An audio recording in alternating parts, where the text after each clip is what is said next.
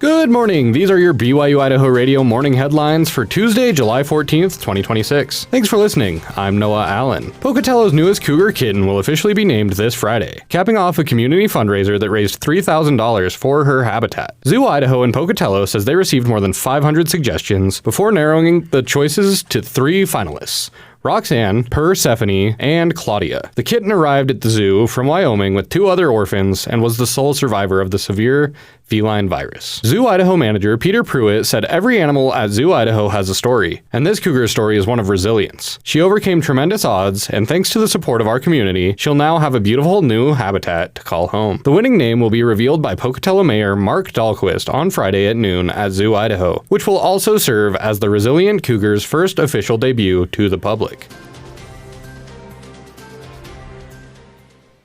An update to the Idaho Falls alcohol ordinance is on hold after the City Council unanimously voted to remove the proposal from its agenda to allow for more public comment. The proposed law seeks to consolidate 4 existing codes for beer, wine, and liquor into a single ordinance that aligns with state law. Under the new rules, any commercial business permitting alcohol consumption would need a license or permit, and alcohol servers would be required to complete training every 3 years, and violators could face a misdemeanor. City Council President Jim Francis says the changes aim to address overpouring, reduce first offense penalties, and create a safer environment for public gatherings. Idaho Falls Police Chief Bryce Johnson supports the revision, citing a recent rise in downtown alcohol-related crimes, including assaults and vandalism. However, critics call the measure an overreach. City Council member John Radford expressed concerns that the law turns local government into Big Brother and could put landlords at risk of misdemeanor charges for contributing to the problem. Terry Ireland of the Idaho Falls Downtown Merchants Association agrees, arguing the industry is already well regulated and that the ordinance fails to address individuals who arrive at bars already intoxicated. The city has been working on the update since January and will continue gathering public feedback before taking a final vote.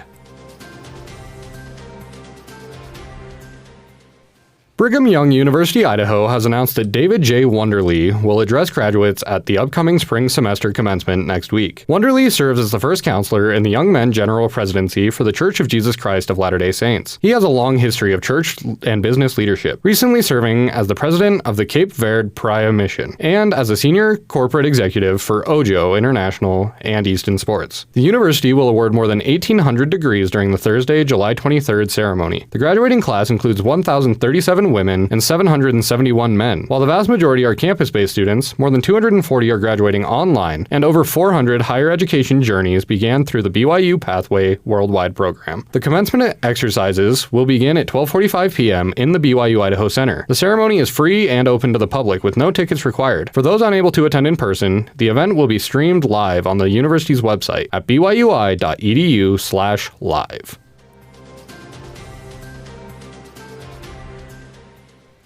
These have been your BYU-Idaho Radio morning headlines for July 14th, 2026. Thanks for tuning in. More news, interviews, and great content are available on our podcast feed. Just search for BYU-Idaho Radio on your favorite podcast apps. We're on YouTube, Spotify, Apple Music, and more. You can also ask your smart speakers to play KBYI 94.3 FM. This is BYU-Idaho Radio, and I'm Noah Allen.